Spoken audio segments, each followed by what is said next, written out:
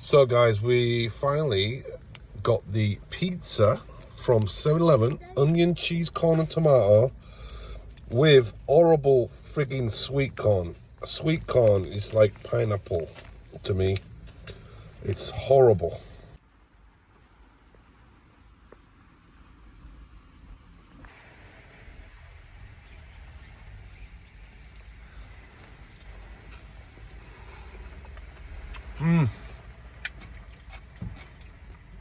It's not that bad.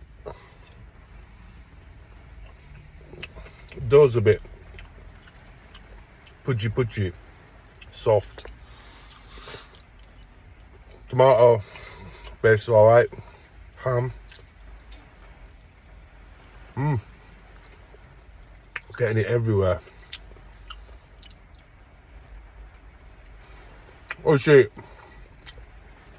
Apart from the sweet corn.